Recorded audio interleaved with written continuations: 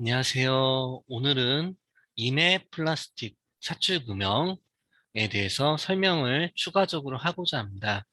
저번에는 이제 외부에 대해서 금형을 외부에서 봤을 때 보이는 것들에 대해서 설명했다면 이제 금형 내부에 있는 것들을 설명을 드릴게요. 그래서 오늘은 내부에 대해서 할 거고요.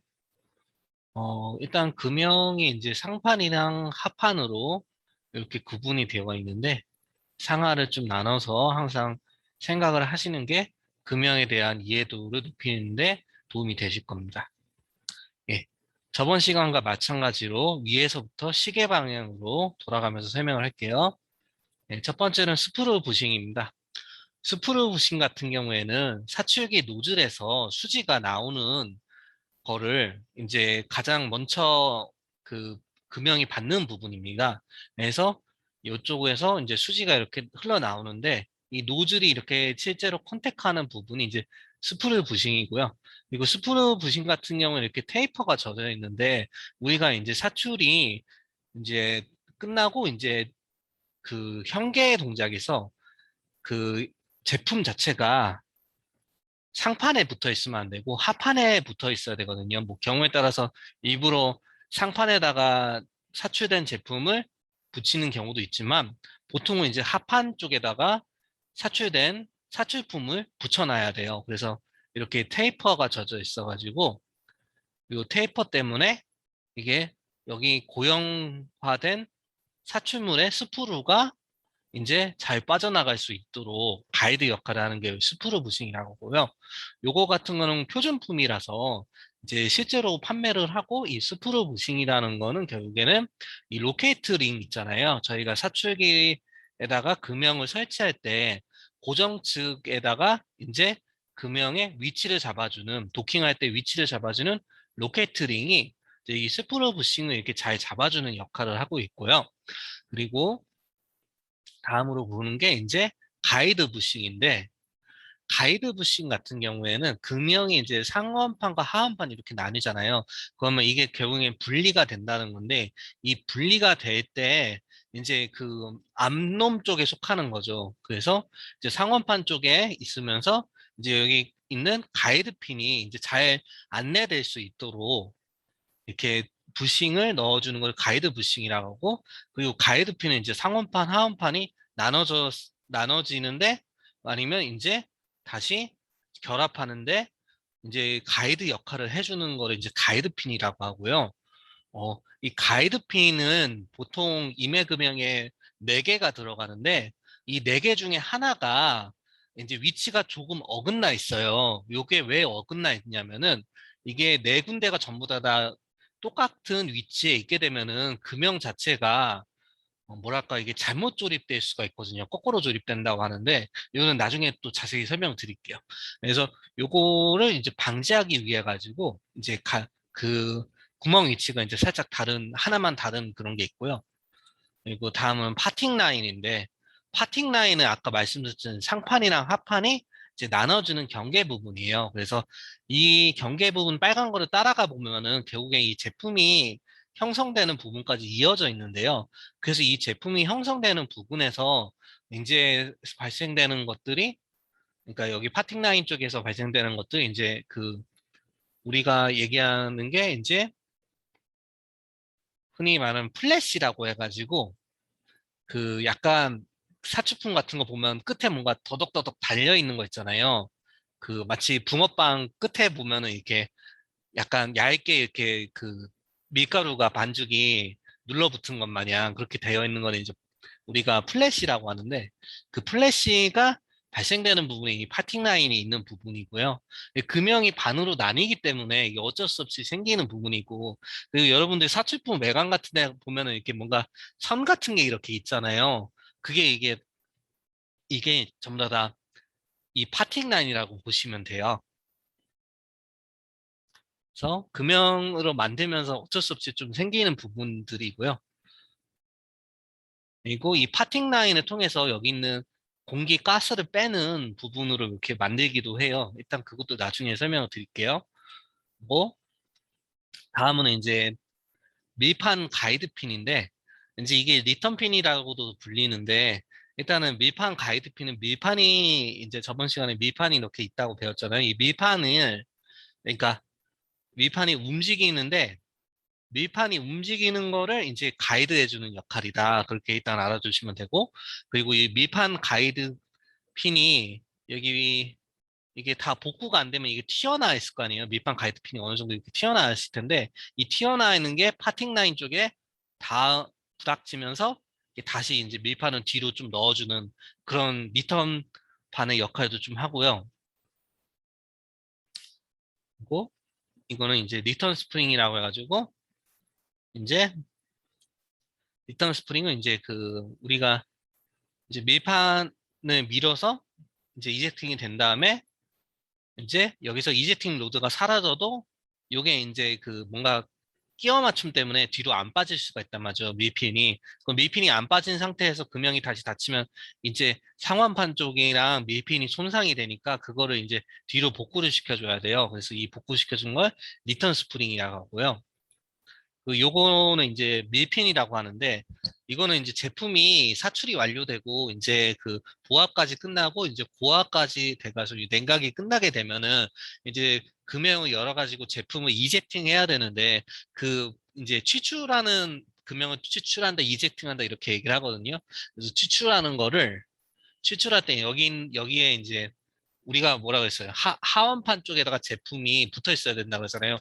그 이유가 이제 이젝터 핀 자체가 하원판 쪽에 있어서 그래서 제품이 하원판 쪽에 이렇게 달라붙어 있으면은 금형이 열렸을 때 그때 이제 밀핀이 이렇게 물리적으로 밀어가지고 이제 밑으로 아래로 낙하시키는 그런 역할을 하는 게 밀핀이라고 하고요. 그 여기에 이제 그 아까 말씀드렸던 이젝팅 로드가 그러니까 사출기 쪽에 이젝팅 로드가 이제 여기서 이제 밀핀을 밀어줘야 되는데 그 이젝팅 핀을 밀어주기 위한 구멍이 이렇게 뚫려져 있어요. 그래서 여기에서 이젝팅 로드가 얘가 유압기기로 이렇게 강제적으로 밀면은 이제 밀판 전체가 그리고 밀판에 달려 있는 밀핀도 같이 앞으로 전진하는 그런 식으로 되어 있는 거를 알 수 있고요. 그리고 이게 이제 기계에서 우리가 설정을 해줄 수가 있는데 그 속도 설정이랑 횟수 설정을 우리가 그리고 길이 설정을 우리가 해줄 수가 있어요. 그래서 그 밀핀은 이제 길이가 전부 다 다르기 때문에 밀핀 길이에 따라서 이제 로드가 이동하는 그러니까 이젝팅 로드가 이동하는 행정거리를 조정해 줄 수 있고 그리고 어떤 제품은 좀 느리게 좀 이젝팅 로드를 움직여야 될 때가 있어요. 그러니까 밀핀은 천천히 해야 될 때가 있는데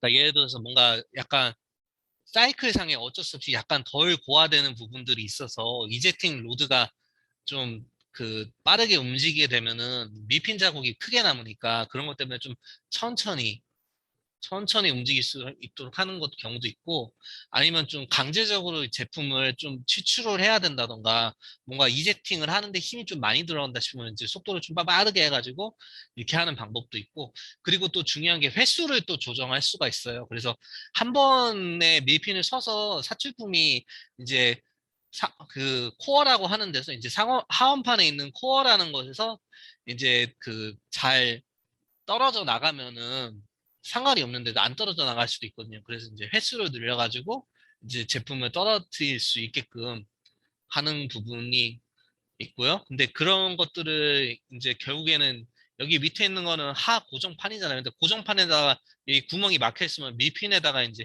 힘을 전달을 못 하니까 하 고정판 같은 경우에 구멍이 뚫려 있어가지고 이 구멍으로 이제 이 밀핀을 이렇게 밀어줄 수 있는 로드가 여기서 왔다 갔다 이렇게 해서 밀어주는 거죠. 당구대 큐처럼 이렇게 밀어주는 거. 그래서 그렇게 구성이 되어 있는 거고 또 이제 갈키핀이라는 게 있는데 이 갈키핀이라는 거는 좀 그림으로 좀 설명을 드려야지 이해를 할 수가 있어가지고 밀핀이랑 건 똑같고 기능도 비슷한데 갈키핀이라는 거는 이거예요. 그러니까 보시면은 일단은 사출이 돼가지고 도합을 해주고 냉각도 됐어요. 그래서 이제 다 고화가 됐는데 고화가 됐으면 이제 금형을 이렇게 열어가지고 이제 제품은 그러니까 이제 금형을 열어야 되는데 이렇게 금형을 열 때 우리가 이제 하원판 쪽에 이렇게 제품이 붙어 있어야 된다 그랬잖아요. 그때 이제 이 갈키핀이라는 부분에 요 갈키가 요 사치품의 이제 제품 빨간색 부분을 잡아줘가지고 갈키가 이거가 이제 하원판 쪽에 붙어 있을 수 있도록 해주는 게 이제 이거를 갈키핀이라고 합니다. 네, 그리고 이제 그 우리가 이제 어제기도 하죠. 근데 그 뭐라고 해야 되죠? 우리가 이제 금형이라는 거가 내부 틀이 있고 외부 틀이 있고 이제 이중이라고 했잖아요. 이중으로 된 틀 구조라고. 그래서 외부에 있는 틀을 몰드 베이스라고 내부에 있는 거는 코어 캐비티라고 하는데 이제 상원판 쪽에 지금 그러니까 이게 하원판에 붙을 수도 있고 상원판에 붙을 수도 있어요. 이제 그래서 근데 캐비티라고 하는 거를 설명드리려고 하는데 이렇게 지금은 이제 이 원판 안쪽에 이렇게 제품의 형상을 형성하기 위한 부분들이 깎여져 있는 부분들이 있는데 우리가 이제 요 부분은 이제 몰드 베이스 그걸 그냥 쓰고 몰드 베이스 속을 파가지고 여기다가 이제 캐비티라고 하는 거를 닦아가지고 넣거든요. 그래서 캐비티라고 하는 거는 이제 충치를 우리가 캐비티라고 그러거든요. 캐비티가 이제 이렇게 움푹 패여 있는 거를 얘기하는 거예요. 그래서 이제 제품이 들어가긴 들어가는데 이렇게 움푹 패져 있는 거는 이제 캐비티라고 하고, 그리고 요거를 이제 우리가 내측판 중에 이제 이제 그 안쪽에 들어가는 부분인데, 이제 그릇 같은 그릇을 이렇게 만든다 그러면 안쪽에 있는 부분도 있어야 될 거 아니에요. 그래서 이 안쪽에 들어가는 걸 이제 코어라고 해가지고, 이것도 이제 원판을, 몰드베이스 원판을 이렇게 속을 비워낸 다음에, 요 코어만 따로 가공을 해가지고, 이렇게 넣어서 사용을 해요. 그래서 그거는 이제 코어나 이제 아니면 캐비티라고 하는데, 근데 캐비티라는 용어 자체가 우리가 그러니까 이 제품 같은 경우는 한 번 사출을 하면은 제품이 두 개씩 떨어지잖아요. 이게 하나, 둘, 이렇게 두 개가 떨어지는 그런 개념이거든요. 그러면 이게 보통 우리가 하기를 이제 투 캐비티 금형이라고 해가지고, 요게 이제 용어가 이제 현장 용어라 혼동이 되는데, 그래서 얘 같은 경우는 이제 여기서 말하는 캐비티는 요게 이제 캐비티가 되는 부분이 이제 몇 개냐.